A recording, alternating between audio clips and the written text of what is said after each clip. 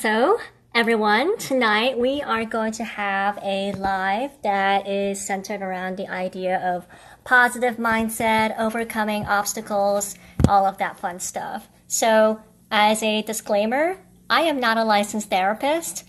There's nothing that I'm sharing tonight that's going to be, medically backed. It's all from my personal life. So, to all the people who are legit therapists out there, I have much admiration for all of you and for all the work that you do. This is not meant to replace therapy by any means. If I'm replacing your therapist, there's some serious problems going on, okay? And as we're going on today, I may intersperse personal finance advice in the middle because I think that's why most people follow me online. It's about personal finance. And the reason why I wanted to have a chat tonight about mindset is because when I started coaching people, I learned that a lot of it was completely mental. And when it's completely mental, we gotta learn to, make our mind strong. And oh shoot, my Facebook video just pushed out. Hold on, let me try to get this connection back. Come on. Wireless can't handle too many songs going on at the same time. They're like, whoa, cannot do this. Okay. Well, at least Instagram's still on. Okay.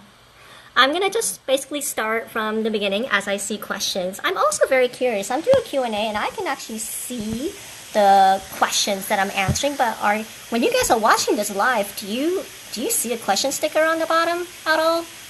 So someone let me know. I'm curious because I don't know if that actually works on Instagram or if I have to read the entire question. But I'll read the question sticker and you guys just let me know if you see it. The question sticker. Oh, yes. Okay.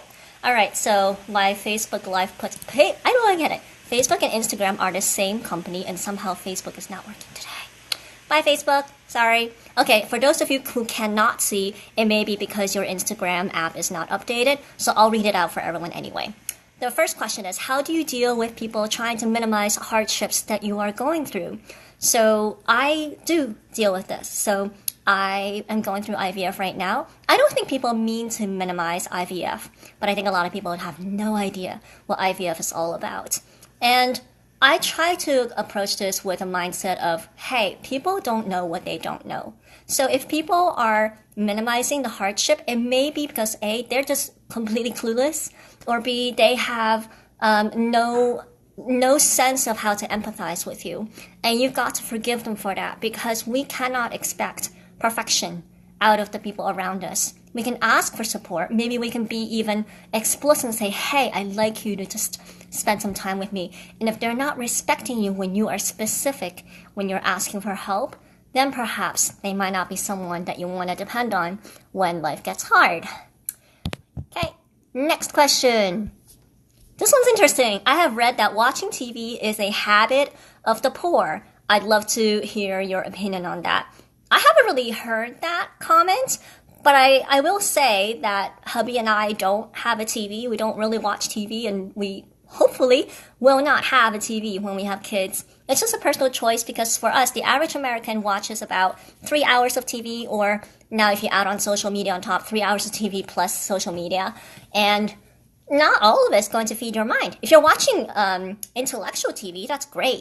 There's educational programs and whatnot. But you really got to ask yourself, is this the best use of your time? Sometimes you need a little bit of time to relax. I don't think TV is bad.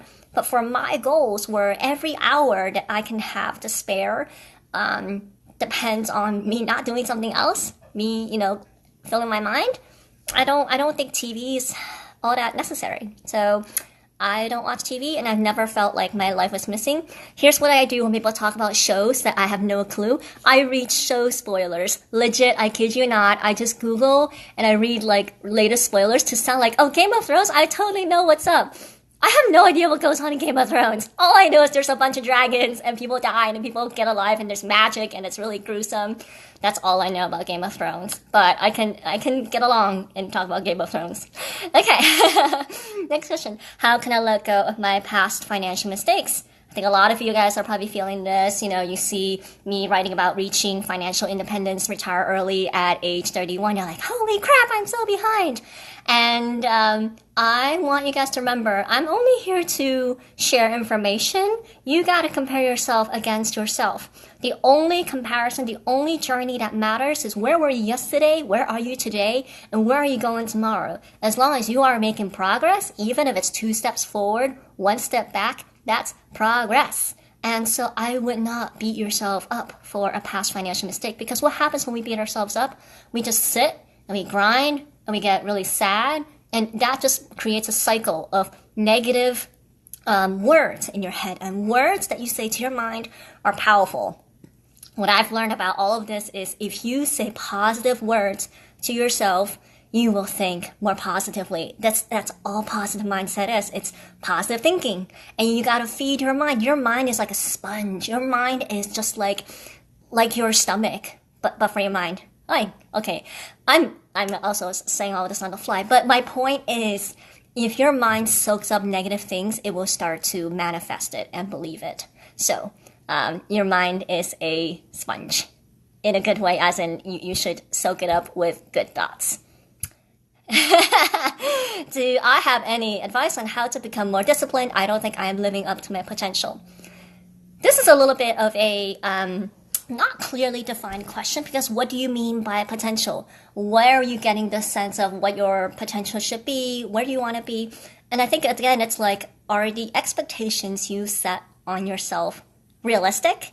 So I would recommend that you think about what is a goal that you want to get to, and make a plan. A goal is not going to happen without an action plan.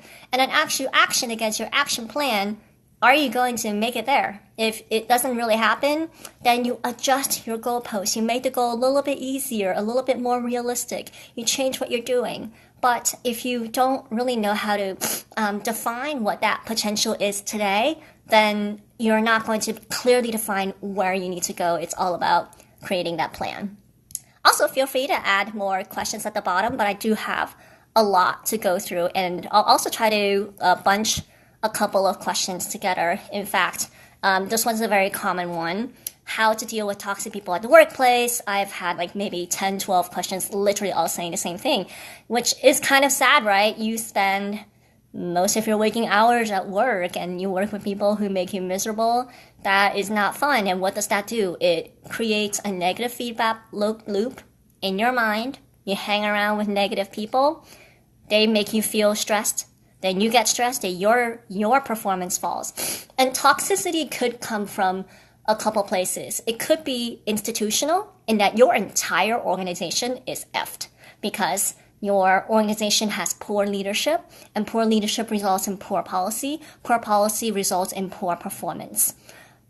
Toxicity could also just come from one person who's very powerful, who has a terrible, no good, bad balance, and they bring the worst of themselves to work, and you have to deal with it. In that case, it may be a consideration for you to change departments. Or toxicity could just be, a coworker who themselves just bring really bad energy. And here is how I've learned to deal with it, because I have been in both organizations, good and bad. Luckily, more good than bad. The difference is huge. If you are able to thrive in an organization that makes you feel alive, that's the most important. So recognizing that you are in a toxic place may be the first step to deciding that you are no longer going to stay in that toxic place anymore. I'm looking for a tissue because my nose is running. Ooh. So it may be that you're going to have to leave that place if the toxicity is everywhere. Say hi to the kitties. Hello. Hi. Hello. If it's a toxic boss, you can only stand up for so long. I withstood a toxic boss for 2.5 years, and I did the best I could. I did everything I could to make them happy, but at the end of the day, I realized, you know what? Sometimes it's not worth it. If you put in, and you truly believe that you put in all the effort that you could to improve your work situation, you did your best, you busted your ass, and you're still not being recognized for it, and you've networked and you've talked to other people and all of that, time to leave. You owe no loyalty to any company. No company owes any loyalty to you unless you own the company. And even then, you can still leave. Nothing in life is forever. So usually I would say if a situation, a workplace, the leadership, the institution is absolutely effed, get out. Not worth it. Because you spend so many hours of your life at work. And that work, sometimes the money's not worth it. Okay? Alrighty. Next set of questions. Refugee from Eastern Africa, engaged to a white guy, both our parents don't approve, what to do. So, when hubby and I got engaged, some of you guys don't know, so ethnically, I am Chinese American. I don't identify as Chinese, but let's talk about it later. My husband is a Caucasian American with Jewish blood. My parents did not approve of our marriage. They never said it, but everything that they did, every action, every word indicated that they never approved of marriage, and they still don't. They still don't see him as part of the family. You gotta make a choice. Do you choose your family, or do you choose your plus one? I made a choice to cut my family, and I chose my hubby. And that's part of the reason why I also don't identify as being Chinese, is because of that whole cultural shit that went on in my life. And for me, it's this. It takes a really long time to find an amazing, supportive partner, and my hubby is everything in the world to me. My parents, I owe them a lot. I'm not saying that my parents are terrible people. I just think they handled the situation terribly, and I don't agree. And when it comes to love, I chose love. And it's hard. I lost my parents for several months of my life. We did not talk. I wasn't even sure they were going to show up to my wedding. But I knew that if I never cut them out, they were going to have outsized influence on my life for the rest of my life. And I was like, did I want to let their opinion rule who I choose to be with for the rest of my life? It was not worth it to me. I think so. I've met a lot of interracial couples where with a grandchild, the grandparents do become more accepting, but it's not guaranteed. My parents have said terrible things about our infertility right now, too, that are very painful for me to repeat, so I don't want to repeat it. How do I explain when you're wanting to leave a toxic place when you're interviewing? You don't. So I interview people almost every week, every month. I have to interview candidates for my company. The one thing I listen for is actually negativity. If you talk trash about your last place, I actually also am not likely to take you into my work environment, which is a very positive work environment. And I know it is so, it sits on your head. Negativity sits on you. It sits on you like a really fat cat who wants food in the early morning. So you have to realize that you can't carry that toxicity with you when you interview. Instead, just talk about opportunities that the new company offers you that is not available at your last company. And you can just, twist the words a little bit. The company that I left that was toxic basically wasn't going to promote me for a long time. It was too slow. So I said, look, even if I got promoted at my current job, it would come with no direct reports. Whereas if I came into this position that you guys are offering me, there would be direct reports. And I really value that. So that was the reason that I gave for leaving my last toxic company behind. I never really revealed why it was so toxic. No one has to know. I'm opening up my second phone because there are also some DM questions. Okay. Someone says, and this can apply to everyone. Someone said, I am currently in healthcare and I will be transitioning to finance. How do I overcome the anxiety of this change? And this is, I think, applicable to lots of people in general when you're changing industries. I remember I had to change industry, function, and geography when I went from Boston to San Francisco. I went from consulting to tech, so that was industry change. I went from a data associate kind of person to a business person. That was a function change, and I changed my geography. All three things are hard. And I would say, first you have to understand what you're getting into. So it doesn't hurt to talk to a lot of people, to know what it's like, what kind of culture to expect, etc. Then I would say be easy on yourself. Like, focus on your strengths.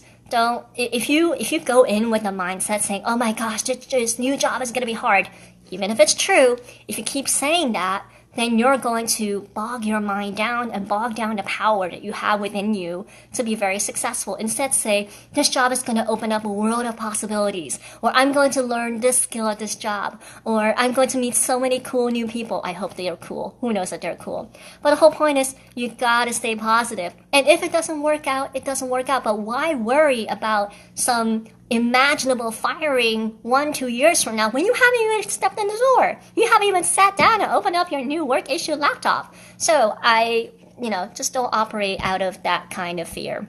Any tips for setting boundaries with a parent who brings everything back to themselves? And several of you guys asked about how to set boundaries in general with toxic people. So again, I don't want to talk too much trash about my family, but I've grown up with toxicity and toxicity of many different degrees. So I would say this: nobody is perfect. And sometimes it feels like your friends are nicer people to you than your family because they aren't blood. They're not tied to you by blood. So you're not so intertwined.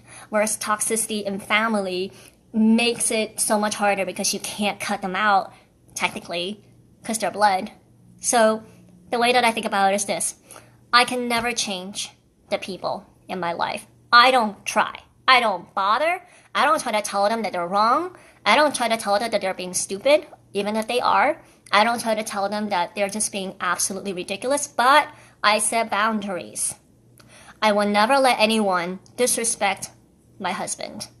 If they say something like that, I will say, that was a disrespectful comment. I would like you to leave this conversation. Number 2, I will not let them disrespect me over money. This is the thing that my hubby and I got to, which is financial independence. If you have financial independence and your family's not waving money over your head, you have all the freedom to say whatever the F you want because you have the money to support it. You don't have to rely on them. So maybe sometimes the toxicity is intertwined with them giving you money and setting up expectations. Then you are in a situation where you owe it to yourself to get out of debt with your family members. A family member that just is born with a personality disorder, they never went to therapy, whatever. Yeah, my parents grew up through the Cultural Revolution in China, where I think 22 million Chinese were killed by Mao Zedong. This is why I really don't like my Chinese history all that much. And that was traumatic for my parents to grow up in an area of genocide. Not even genocide, just an area of general murderous intentions. So I can imagine that my parents never got over that, and that their constant need for material comfort, their constant desire for me to look presentable and rich and stuff comes from that past trauma. Your family members likely have unresolved trauma. Try to see them in that light. Try to understand that everyone's a human being and that they are not necessarily capable of coping with crap that happened, and forgive them. And then you yourself control how you decide to be around them. So a couple of boundary setting ways. You can choose to set a boundary where if they say something that crosses the line, you leave the room. I have done that, even with my in-laws. If they say something that I don't necessarily agree with and I'm not in the mood to argue, I make an excuse. I say, I have a phone call with a friend, dial a friend, have a friend on emergency dial, and then leave the room, where I say, I'm going to go out for a run. See you later. I love you, but I got to go run. You can choose to stop a conversation. My Instagram is on delay, so I feel like I see people's comments about 15 seconds later. Yeah, then when I say something. How to overcome traumatic experiences and not feel triggered to act or react. For this, I feel you. I feel for a lot of people who have traumatic experiences, whatever it is. You don't have to tell me. I feel for you because I've gone through some of them too. I've gone through physical, medical, emotional trauma as well. And therapy is great. If you find the right therapist, he or she can make a huge difference. And here's the thing. A lot of us know that eating healthy food and doing exercise is something you should do because your body needs to exercise, right? And then many of you who have joined the debt-free community are also learning that to maintain a healthy money habit a money life, you need healthy habits like money diarying, cash envelopes, money dates, things like that. Mental health is the same. Your mind is an organ. It's physical, just like anything else. What's going on in our brains is a lot of neurons snapping at each other, electricity, all of that, and hormones and stuff. That stuff can be, to some extent, addressed medically. And that's why I believe in therapy, and I believe that you should go to therapy to learn how to not be triggered, because there are actual ways to heal you from your trauma. I'm going to say that essentially a lot of the cognitive behavioral therapy that I've had basically goes back to those traumatic experiences and teaches you to heal yourself. Because oftentimes when you had a traumatic experience, you were helpless, you were harmed, you were broken, and nobody came to fix you, nobody came to save you at that moment. So every time you re-experience that, all you can remember is that you were broken from that moment, and you're going to be injured, you're going to be hurt or lonely or whatever. And what cognitive behavioral therapy does is it goes back to that moment and it heals you. You actually heal yourself. You write a letter. I had to write letters to myself to say, okay, at that moment you were missing this and you were missing that, but you know what? I'm going to provide you the love that you need, the companionship, the healing that you need. And that letter writing allowed me to close that chapter. And then the next time that a traumatic trigger starts, and I start feeling all these emotions building up in my body, then immediately I go, I am going to be okay. I can be strong. I can face up to this. And it's literally training your mind, feeding your mind, with medicine or with therapy to better handle the trauma. So I highly recommend therapy. I'm describing at a very high level how my therapy really saved me, but I think every person is going to be different. So in that sort of way, I think it's important that you guys do get therapy, and there are lots of therapists who charge sliding scale. You don't have to pay full price to do that. And yes, journaling helps too, but I think journaling in a positive action-oriented manner is important. If you journal just to get the emotions out, but you never reflect on it, you think about, well, what could I be doing going forward? Sometimes you also end up in that negative feedback loop over and over again. How not to be annoyed with lazy coworkers when their laziness affects your work too. So I don't have this problem because I probably work at one of the most competitive companies in the world, and that's why we work such crazy hours. However, I would say just focus on your goals. When coworkers are slacking off, or when they're like trying to chat with you or make small talk, give yourself a time limit. Maybe have a little timer in the back of your mind. I let myself have 5-minute breaks where I do get friendly. I do go to office happy hours and I go to office parties. But when other coworkers are slacking me off, think about your role in the whole chain. If their work actually feeds into your work, you gotta stay on top of it. And maybe sometimes you have to plan for a coworker to be a little bit lazy. So if you think the coworker's not gonna give you their stuff until 5 p.m., but your deadline's 1 p.m., then you're gonna have to move the deadline up for them. Maybe that's part of it. Or another thing is, the better way to do all of this is, instead of making them feel stupid or making them feel like they're the slowpoke, is to align incentives. This especially works well if you are the manager, which is, what do you think is the one thing that they want the most? Do they want to get out of there as fast as possible? Do they want to have fun? Do they want something challenging? There's always a way to motivate someone, but it involves getting to know them personally. And oh, thank you. It involves getting to know your coworkers personally and understanding what makes them tick. And I take a lot of time in my work to understand how people's brains tick. That's actually how I manage. So I've sometimes motivated people who just want to get the hell out of here. Fine. I've sometimes had people who've given up on the job, and I go, okay, that's fine. However, don't burn the bridge with me. Can I please ask you to do that? And you're just going to deliver on these things, do your best, and that's all that I ask for.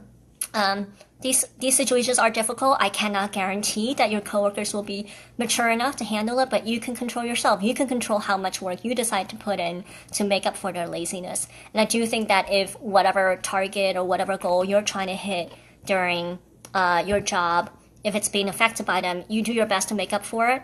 If all else fails, maybe talk to your manager and not talk smack about your coworker, but just say, hey, the original target is unrealistic. What can we do about it? A similar question was what to do when you are not your boss's favorite employee out of a team of 4. So it's interesting because I don't know how long the situation has been going on. How long have you realized that you're not your boss's favorite? And it's difficult. First impressions matter. What you do in the first 6 months of any new job, any new role, basically sets you up for the rest. And I've known this. I've come into roles where I start out really strong and I just set a really strong precedent and people have respect for me. I've also had a time back at my toxic workplace where I came in and basically my boss thought I was manipulative after 2 months of working with me, and I had to work 2 years to undo it. Undoing a reputation is extremely difficult. If you believe it is worth it and to leave on a positive note, then you gotta eat your own pride and talk to your managers and ask them, hey, what's top of mind? What business problems are you worried about? What's keeping you up at night? How can I help? Be in the position of to be the person who's helping them, make your boss look good, make your boss look amazing, do job work that your boss can pass off as their own, and don't worry about whether your boss claims credit or not. If you're only in this situation where you're trying to, become your boss's favorite, usually bosses pick favorites because people make them feel good, make them look good. As much as I hate to say it, this is a game. Being at work in a way is a game. And if you don't make your boss look good, your boss has the power to fire you. You don't have the power to fire your boss. Not really. You can leave. As long as you report to a boss, what your boss thinks of you is very important. Next question. How do you stay positive and not wallow in sadness? I feel this all the time on my IVF infertility journey, and also back when my parents, hated my husband and all that. And I think it's realizing that positivity is how you make of it. It's all you. Positivity doesn't depend on your life being perfect. If you sit around waiting for your life to be perfect, I'm sorry to burst your bubble. It's never. Life is never going to be perfect. My life looks perfect. It's not perfect. And I've come to accept the fact that my life is always going to be, imperfect. And I think that's actually your first expectation, is to not expect too much of life. And then the second is you get to decide how you react to everything. So to give you guys a very clear example, there were some DMs that started pissing me off the last couple of days. People were starting to ask way too intrusive questions. People were starting to ask way too much, like stuff that I charge for. And my workload was starting to go up because I was just given impossible projects at work. Right, Tigger? Yes, mommy's been very busy. And I decided that I also have a lot of hormones running through me right now in IVF that make me very prone to be very saucy at times and salty. And if I responded to those DMs, I probably hurt a lot of people's feelings. So I decided to put a stopgap to it. I shut off all DMs. You guys notice some of you somehow are still able to message me, Instagram, you're creepy. But I turned off messages. I made it a little bit harder for you guys to reach me. And that was the whole point, is you have to know that your own emotions have limits. And when you have limits, you got to put in that stopgap. So walk away from situations. Don't get into situations that are toxic. Avoid toxic people and surround yourself with positive people, yo. Let's get into the I get to mode. You are blessed beyond belief. If you are watching this on a phone right now, you know how many people you are more fortunate than? You know how many people can't afford a phone, don't have internet, don't have clean drinking water and all of that? So just try to stay positive by keeping a gratitude journal. Love gratitude journals. And instead of saying, you can acknowledge the situation. You can acknowledge, hey, today I felt a little bit sad, or, today it didn't go as well as I think. But something did go well, like, I saw the sunshine today, or the the janitor smiled at me, or you saw your kitten purr, or something like that. I'm so sorry. I do not mean to say jail keeper, janitor. That was slip of tongue. But you have to find the silver lining. And the more you start to force yourself to be... When I first started my gratitude journal, I was like, this is the fakest thing in the world. I like said happy things for like little things. Like, oh, I got on my train on time. I'm like, whoop-dee-doo, I got on my train on time.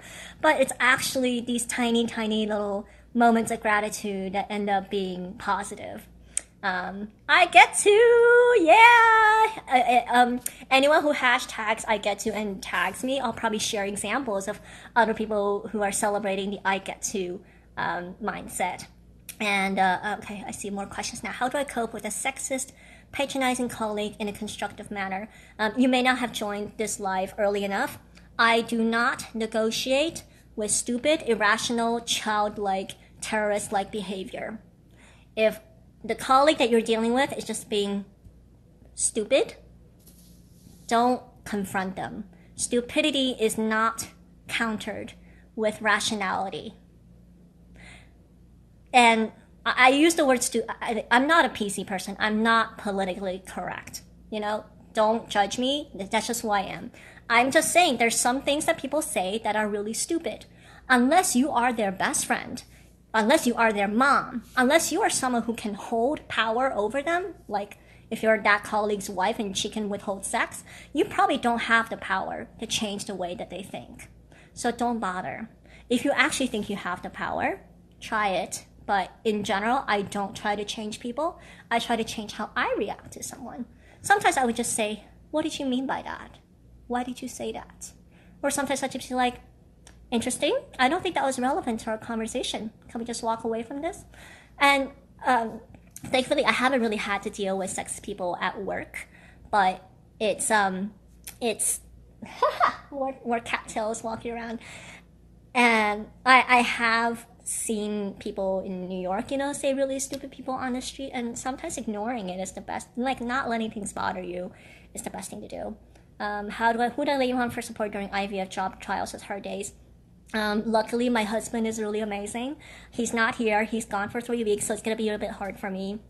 But my husband is my number one rock and support.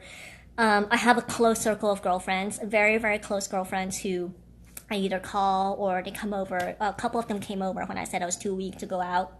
So they brought fruit over. They called me, texted me, sent me cat photos. You got to find your tribe, and your tribe doesn't have to be very big for you to feel supported. Sometimes one amazing person is all that you need. Don't become codependent, because at the same time you need to get stronger on your own. But sometimes a good friend can go a long way, and you pay it forward by being that good friend as well, going forward. Any books or podcasts to work on delayed gratification? I have an impulse purchase problem. I teach some of this stuff, like how to delay gratification. It's all about time. If you think about purchasing items, it actually comes back to trauma. A lot of us are spending money to fill a hole that our heart desires. And every prayer warrior out there, everyone who's ever sent me prayers and prayed for my infertility, me and my future babies, really appreciate it. Thank you all so much. For people who are working on impulse buying, a lot of your impulse buying may be tied to a habit or a trauma-induced habit. I don't know what it is. Sometimes it's not trauma. Sometimes it's just you were bored. And whenever you were bored, you used to always go into a store and look at stuff and you end up buying it. You have to recognize the triggers. So if you go to my website, savemysense.com, in case you guys don't know, I'm going to just write that down here. SaveMySense.com. There is an article there talking about HALT and the active framework. So look for a little picture that says HALT. It explains to you a little bit about how I would approach tackling it. It comes from the book, The Power of Habit. Let me write that down too. The Power of Habit, which is actually a scientifically written book about how to reprogram your brain to get some habits that feel so impulsive to heal them. And actually this also addresses addiction to some point as well. So hopefully that would be helpful to several of you. It's a very easy to read book. I finished it in like 1 to 2 days, so it's super great. How do I balance advertising for products that make life easier versus a wasteful want? I think it's knowing, yay! I love that, it's our favorite book. Knowing the value of your time. So my hubby actually once made me calculate the number of hours it took for me to make an extra like $10, $20 because I started buying like Blue Apron and I started taking Ubers and I started doing a lot of things to save what I thought was my very valuable time. But then my hubby made a really good point. If you're trying to save your free time, you were never earning money during your free time. I was trying to save time like during weekends. He's like, any time that you are not working, networking, or studying, or adding to your mind is actually $0 marginal earning. So if you're trying to save your free time with convenience products, it actually doesn't make economic sense. Now, Mr. Save My Sense is a very rational person. He always argues in a very numbers-driven way. I'm much more of an emotional person. I don't always see it on the numbers basis, so that's what Mr. Save My Sense would say. Mrs. Save My Sense, I would say, is this.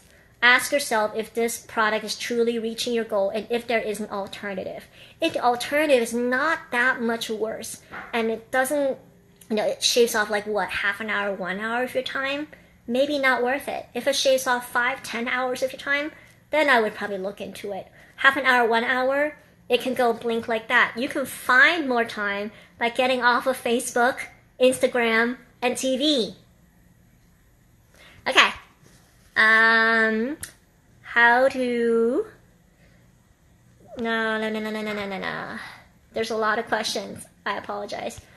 Mindset, please. How to get over the fear and low confidence with numbers.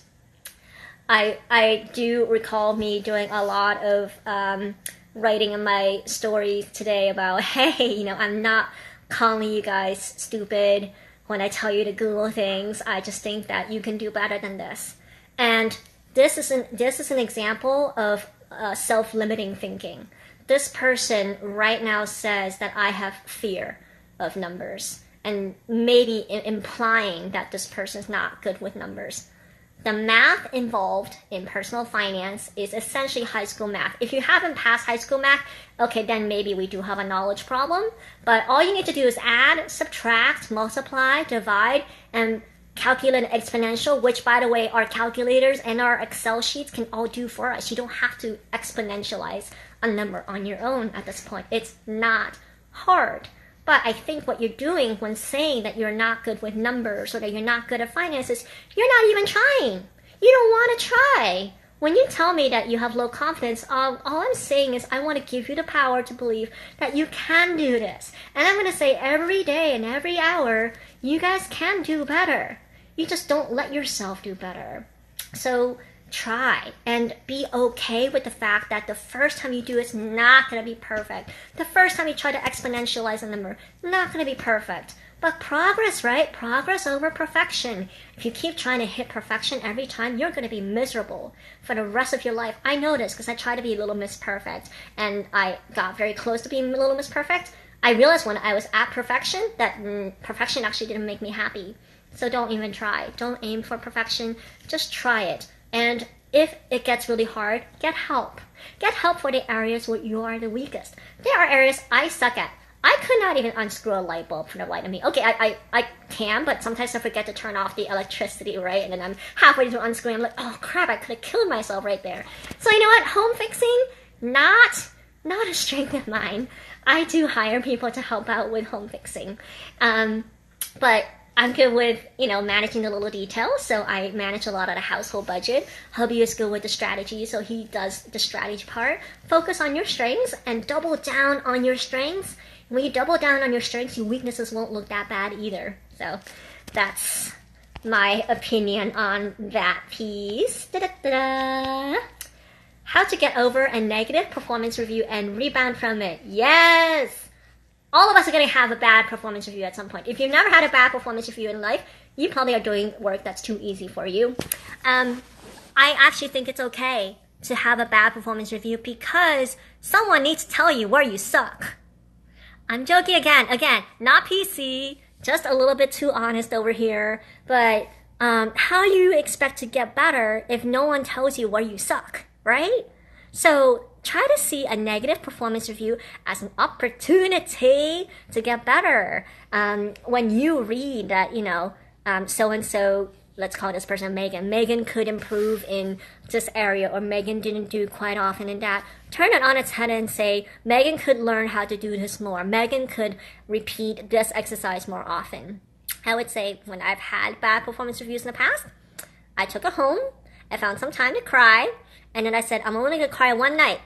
I will never cry about this performance review again, because next time I'm going to smile about it, because starting tomorrow, when the sun rises again, I'm going to start to do everything better. Now, I tried to do everything better at once. That was not going to work. The way to improve from a bad performance review is first, let your strengths speak for themselves. So still maintain your strengths, still do what you do well, and then start with one area of weakness, and maybe not your worst area, but like your next area of weakness. Oh, you're like not the first person to say that I remind you of Mr. Money Mustache. He's kind of like my hero. Haha. So focus on the next area of weakness, and then just move everything up better and better and better. Yeah. You get to work on your weaknesses. Especially if you don't get fired after a bad performance review, that means you get to keep your job. That's a blessing. And that's a wonderful way to keep going. Best way to find your own money mindset when you grew up with conflict over money in the home. Valid question. I would say be the person who decides to change her family tree. I don't care what you grew up with. Your parents could be crappy parents. Your parents could have given you the worst advice in money, and you're going to decide today, that's it. You've had it. You're not going to live with that anymore.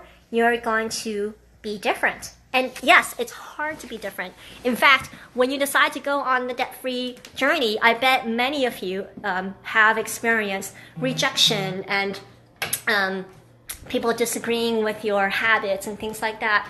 Ignore the naysayers, because the numbers don't lie.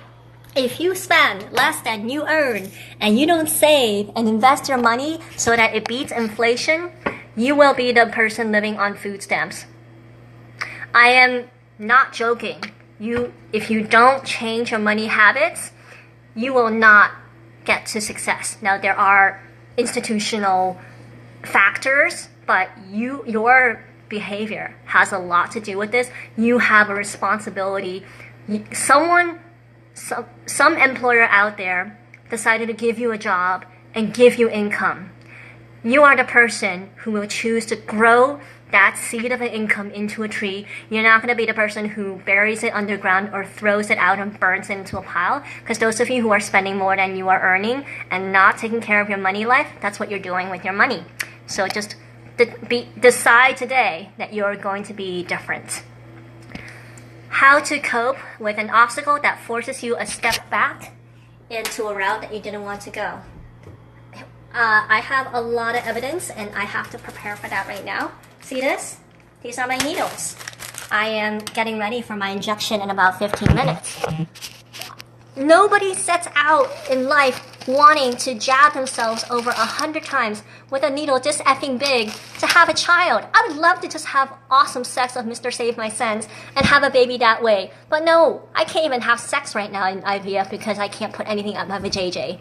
A little TMI, but it's the truth. This is not the path that I wanted. It feels like it's many steps backward.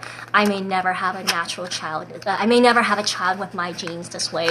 Adoption maybe in the future. This is a huge step back. It sucks. I let myself cry. I let myself feel bad about it on the days that I feel bad about it. But you know what? There's things in life that sometimes you have no control over, like jabbing yourself with a giant needle. Sometimes it's what you've got to do to get to the next place. And sometimes that means you gotta take a step backwards before you move forward. Because guess what? Not everything is a linear path. There's a really wonderful illustration out there that shows that everyone believes, and especially millennials, I gotta talk to you guys because I'm a member of your millennial group or somehow, that success is a linear path, that people expect that success, you start here and then like you end up here. When actually success looks more like this. this, and then lots of bumbling around and fights and things that hurt you and things that are hard, and you're gonna have setbacks and all of that. And then after all of that, some people reach success, and all we hear about in the media is the successes. We never heard about how hard they had to work their ass off to get there. Kentucky Fried Chicken, you know, that guy got turned down like 200 times by banks for the fried chicken idea. Walt Disney almost didn't happen. Oprah almost didn't happen. What's her face? J.K. Rowling almost didn't happen. But all these people never had linear paths to success. Everyone always had to, you know, go through. Okay, this is awkward. I didn't expect us to go on and talk about my sex life. But my whole point being is that you gotta accept the fact that sometimes life is not perfect. And again, accept, you can't control what happens to you in life, but you can control how you choose to react to it. Viktor Frankl, a World War II Holocaust survivor, writes about this in his psychology book, and that's actually the book where I get a lot of the stuff that I'm sharing today from. Is essentially on that as well. So yes, I have to deal with IVF. I do not enjoy it, but you know what? I can't control the fact that there's infertility. I just deal with it, and I find a way to be more positive about it when I can. Advice to keep motivated at work. Sometimes I get lazy and I can't snap out of it. Sometimes you just need to change your environment a little bit. Work is not... Americans have elevated, and I speak to an American audience. I know there's many of you who are not American.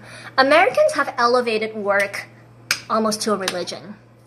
And I say this in the nicest way possible. I think a lot of y'all expect your job to save you. A lot of you guys expect your job to be a religion, the mission of your company to be all-encompassing, that your job is supposed to save the world and all of that. Newsflash, doesn't work that way. Your job, if you didn't have to pay your bills, most of you would not be working. A job is a job is a job. A job gets you money. For some of the lucky ones, your job will also be fulfilling, will also be your live stream. But guess what? There are boring parts to every job. I do a lot of paperwork and admin and matching, playing Tetris with like my boss's calendars. I work for a partnership, so like imagine there's over 100 partners. I work with 2 or 3 of them at the same time. They always have overlapping calendar entries. I'm trying to get in, you know, on their phone book and whatever. There is no sexy, perfect job. Sometimes this stuff just sucks, and you just gotta grind. That's why they call it the grind, you know, pushing that paper. That's part of it. Stop trying to expect perfection out of your job. Your job does not owe you perfection. Okay, I think that is... Oh, one more. Interesting. I realize that I am the toxic one in my workplace. What do I do? Quit. This is a very interesting one, because first of all, applause to you for being vulnerable and for being open and for recognizing that, okay, just making sure a cat wasn't walking on the table looking for food, for recognizing that you are the toxic person. A lot of people don't. And so I actually think that's a positive first step. I think you have to work on repairing relationships. If it's important to you to have better relationships, start acting different tomorrow. And if you can't act different tomorrow, do it the next day. Every day, get up and say, today's a new day. I'm going to choose to be different. And if your toxicity is related to things going poorly at home, because like I said, a lot of times toxicity in our lives carries in from traumas and personal shit, go get therapy. There's nothing wrong with therapy. The more you help your mental health, the more everyone else around you benefits from it. Save my sense, this Instagram would not be possible if I had not gone to therapy myself and learned to be a strong person, learn to set boundaries, learn to, you know, take life by the horns and be, you know, positive in the face of everything. So what I'm teaching y'all today, again, comes back to great therapy and really good a really good therapist. So I highly recommend that. Thank you all for joining me on this live. I've run this quite late now, and I think I was able to capture most of the questions on here. Go out and do great things. Go out and believe that you can do whatever you put your mind to, because again, let's repeat it. I cannot change what life throws at me, but I can change how I choose to react to it. All right? Go forth. Be good. Be good people. Keep saving and investing that money. I'll see you next time. Successful in my career. I've blogged about that before. I will answer it some other time. I'm getting tired and mama's got to inject. Okay. Bye.